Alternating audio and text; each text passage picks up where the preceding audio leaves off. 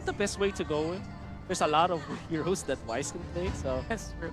That's why I don't mind flexing that way deep into the picks. I think if there's a hero to ban for next play, I think it's better if they Renegade. ban out There's the Renegade. Thams. Yep. Renegade. Hello, Renegade. And Carlo. Yep. And yeah, Carlos Our Hero. friends from haven't seen in a long time. We'll probably say hi later. So Yeah.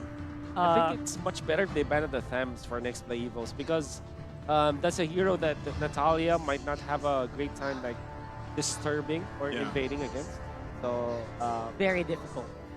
Plus the AoE, the aura of the FAMs usually just you know, it just procs that invisibility out. You don't want that to happen. correct. So and again, very difficult to really get taken out. Another tanky pick though. That is earlier than I expected. Oh man, they are actually tempting next play to get the Claude. Honestly, it's just the perfect pick, but at the same time, if you're next play, you're thinking, are they actually allowing us to have a hero that has a lot of impact? Together with the Claude, maybe you can just settle for wave clear, maybe from Lilia or Sicilian. Again. Yeah. The big plus, there you go, they did go for it. Okay. I think you go like Rafaela or Grok if you're Blacklist International. Because they are lacking in heroes that can respond to the claw, Yeah. you know, kind of chase him in the middle of the fight. You need that lockdown as well. I see a big problem though with next play Evo. Why? They do not have much health and defense. Oh, that is, yeah, Right? no doubt, no doubt. Like, you are very squishy here. Oh! The crowd goes wild. They know what's coming. Here we go. My goodness. Chills, Right. man. That's chills. Oh my gosh. And so again, if you're coming in here on your debut, right? Once again, this is exactly what we're gonna see here from the Queen. But before we get into that further, you want to score a free elite skin. Comment the hashtag McDeliveryGamingBuddy and your favorite McDo food. If that's nuggets or the burgers, whatever you choose on every MPL Season 10 stream on the McDonald's PH Facebook page, we're pecking 70. Yes, 70 lucky commenters, guys. That's 70 lucky winners of elite skins. So good luck to everybody. And now, going back to what we just saw here, right? Oh my Venus pulling out the Estes. And speaking of Estes, The championship Estes. oh, World champion with a skin who just got revealed literally a week ago. Here we go. I like how it's shaded out Yeah, here, it's right, for shaded the out. load up. Surprise. It's going to be a surprise. Here we go once again, ladies and gentlemen. Oh, Welcome to game there you number 2. And there it is, the championship skin with the Queen. Oh my god, this is gonna go down in the history books of Mobile Legends. One of the most epic moments. B-Wise comes back after a season, and now there are audiences. They're cheering for a hero pick. That is Hero pick. That is how you know that somebody has made a name for themselves. An impact in the game we all know and love. This is esport legend that, you know, it's very hard to get. Yeah. You know, you never see that. You almost never see that in a game. Yeah. I mean, if you don't know the story, just briefly, right, how much they fought for this skin here and as a community and everything else. So it's great to see here. And also, the Samsung awesome value prediction.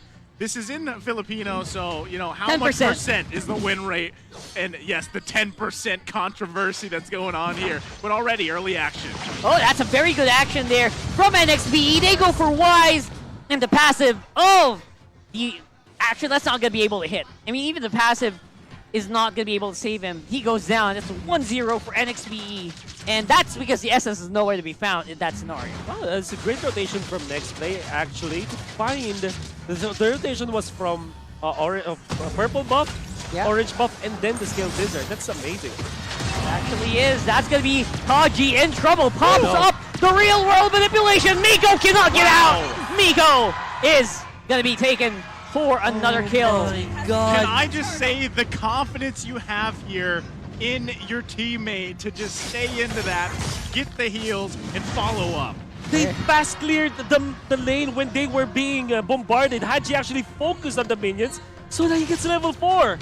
And he also kind of just held on until he could be healed Oh my enough God. to take the kill.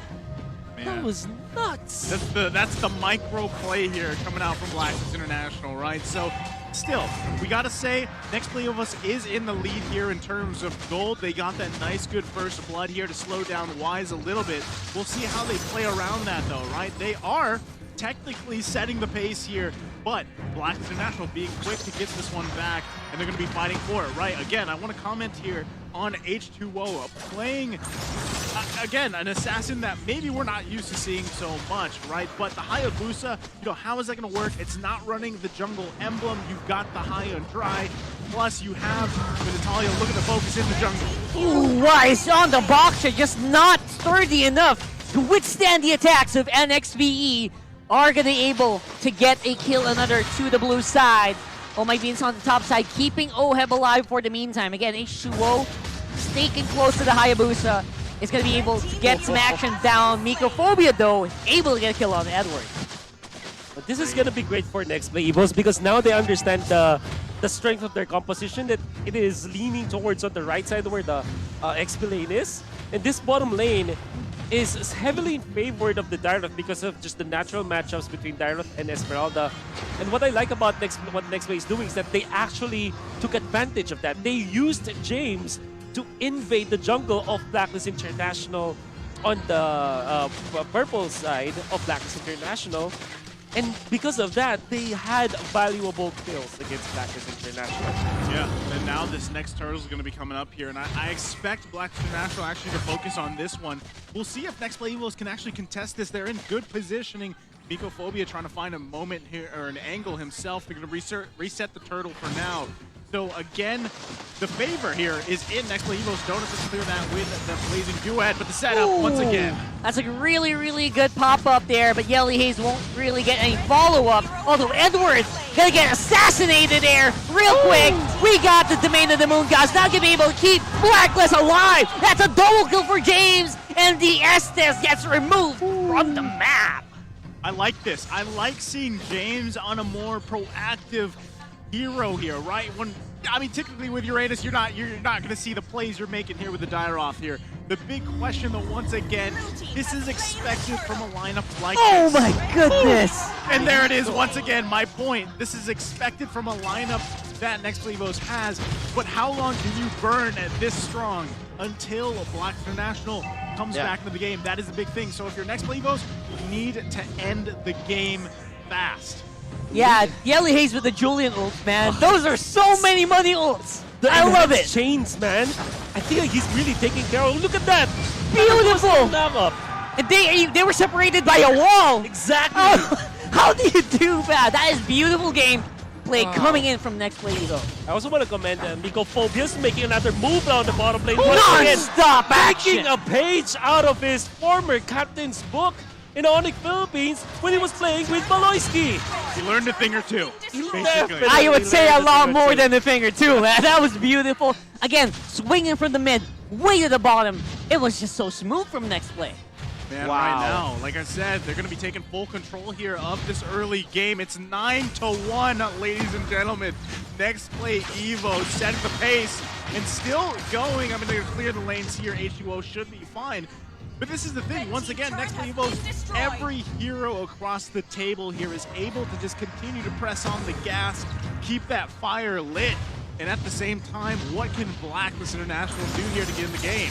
Again, they just Oh gotta my keep this God. mid lane in control, which is not being given up by NXPE. Unlimited damage output is coming from everybody. And right now, they want to take that team fight. Blessing on the Moon Gods is gonna be able to keep everyone alive. But again, that's only for the meantime. It's a 10-1 kill score in favor of NXPE. Oh man, this is definitely a difficult game to play, especially when there's a Julian and a Natalia. Yeah. Definitely difficult. And we even haven't gotten to the point where the cloud will be a problem. We talked about this. Blacklist International are letting NXPE Evos pick the Claude in the best situation because it is already good versus the Esmeralda and the Eve. With the Wind of Nature, Claude has late game advantage over the Beatrix. It's also great against Estes. And Oheb did not even let a bullet fly.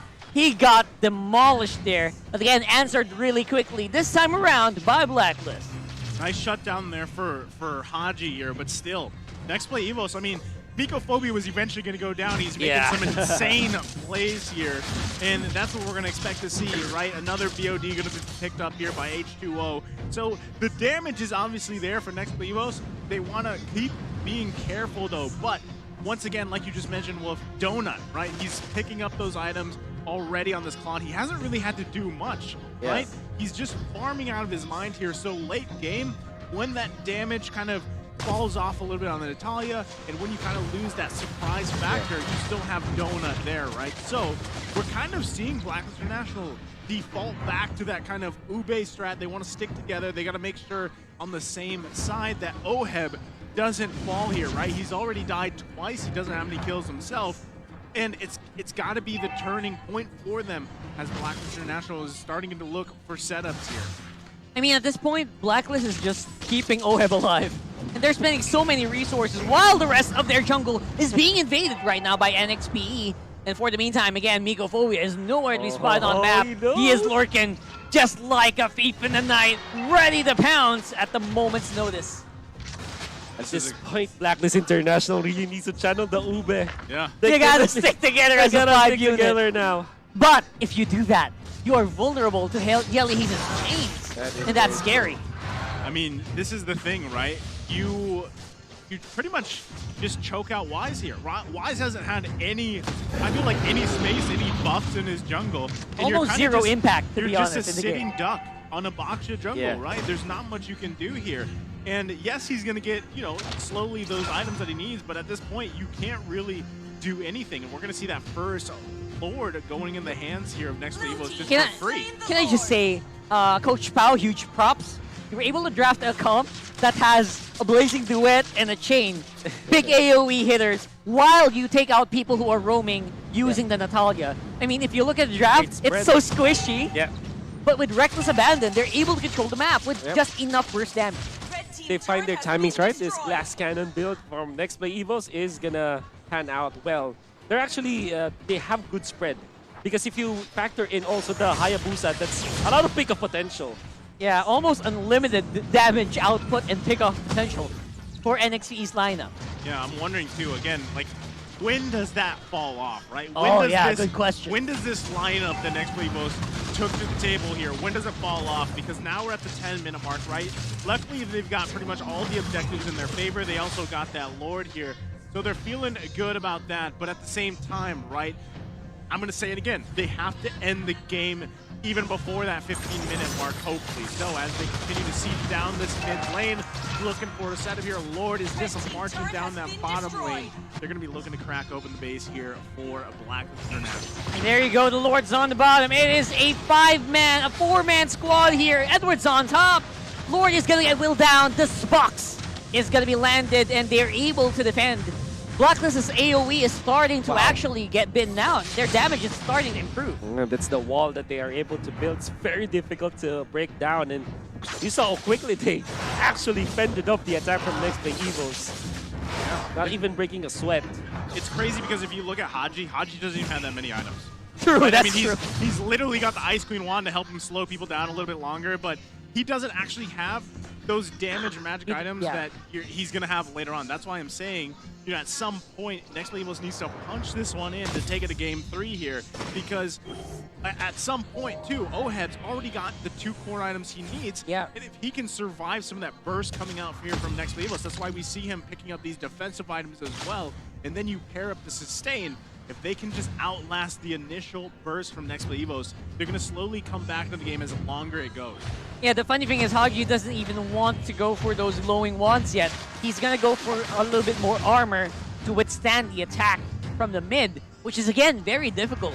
So much armor penetration and physical damage is on the side of NXPE. And that's why everyone is itemizing for full armor. Yeah. But again, the penetration is also from Yelly Haze. The magic damage from the Julian is also very, very solid. Yeah, as much as we can say that Next Play Evos is leading this game, and they do have great late game anyways, what they should be doing now is to not run out of patience against Blacklist International. They should not be committing any mistakes because Blacklist International, they're just masters of these comebacks. They know how to completely control the game and turn it around. So next to Evos, just don't run out of patience. Even if this goes late, just don't create many mistakes that Blacklist International can punish. Basically maximize the Natalia around the map, right? I mean, that's good. Right. That's exactly what they're doing. And they're able to secure the Lord because of that. And again, the question is, how much percentage? Who has the greater than 10% or less than 10% win rate? That's funny. Hashtag Samsung awesome always wins. There you go, all right? And honestly, I gotta say, NXPE Evos once again doing an amazing job here with what they drafted because yes, we pointed out during the draft phase, it lacked a lot of that frontline tankiness, but they don't need it because they're setting pace here. And as you guys said, James already sitting 5-0 here. Now a beefed up Lord going to be marching in the bottom side. They're going to be looking to take a turret either at the top or mid lane. Let's see if Blacklist International can defend this. They're starting to get some good damage in too, but there you go. They lose the bottom turret. Now the focus in the mid. Whoa! The chain of destiny coming in from Yelly Hayes, and Blacklist is whittled down to the ground. The victory goes over to NXPE. We've got a series, folks. Oh my god. Yelly Hayes with the place. Exactly. He's known as half man, half amazing.